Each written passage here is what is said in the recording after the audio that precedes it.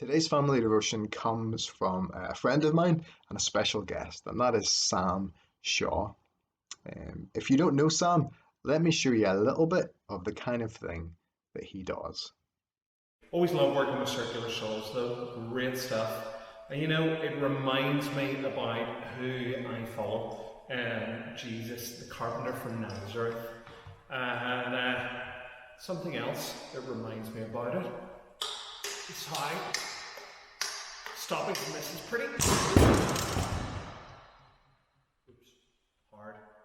Stories of three men who walked through fire and didn't get burned. Histórias de três homens que andaram no fogo e não se queimaram. Stories how tongues of fire Histórias como línguas de fogo came down vieram and rested on men's heads. e desceram sobre a cabeça dos homens.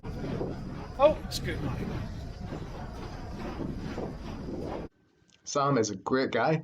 He travels all over the world telling kids and families all about Jesus, and he's a great storyteller. He's going to tell us a story today, and the story he's going to tell us is about Peter's big claim.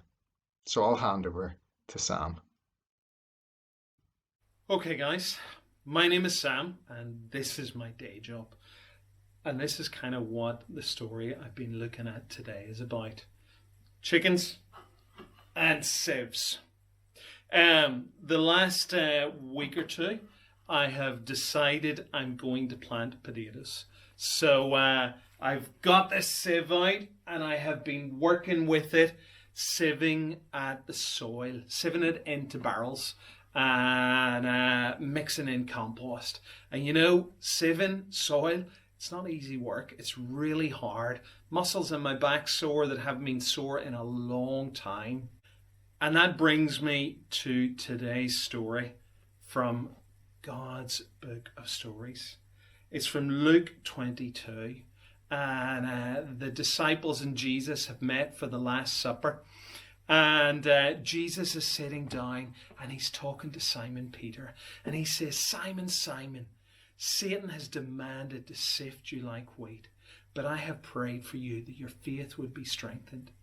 And when you turn back to me, that you would strengthen your brothers. And Peter said, Lord, I will go to prison for you.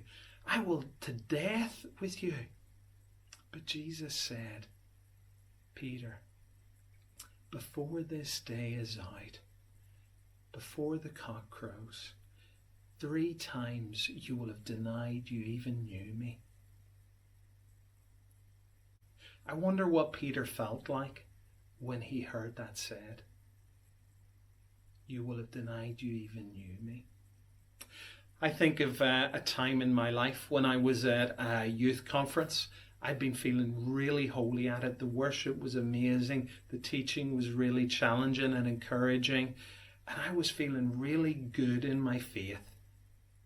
And the next day, I was walking through a car park and someone asking for money came up to me, and I felt the Lord prompted me to talk to him, to stop and share with him. And I ignored the Lord. I thought, I'm running late, and I walked on. And it felt terrible. It somewhat encourages me, these verses, because it lets me know that when I make mistakes, God knows, we all do. We all get things wrong. But God wants to turn us around and bring us back to him. No matter what our mistakes are, he can still use us. And he still wants to use us. I think of other times in Taiwan and in South Africa where I feel big time I did really stupid things and I let the Lord down. But what does he say here? I have prayed for you, that your faith would be strengthened. That's something I know I can cling to. We can cling to. What can you think of in your life that you have let the Lord down on? We all have occasions. What can we learn from it? What can we learn from Peter here? To trust him and to know that he can turn any of our mistakes around. And just like Sifting soil isn't easy. Christian life can be hard, but it's good. And as days go by, God is strengthening us. God is building us up. And God is using us. We look at what's going on at the minute and we can think, oh no, what are we going to do? Or I've messed up, I've done this or I've done that. Or I've said this really stupid thing. But like Jesus said to Peter here, I've prayed for you that your faith would be strengthened. Turn back to Him. Put our faith and our trust in Him. And He will always use us. Thank you for listening, and I will be praying for you as you look through these verses for yourselves.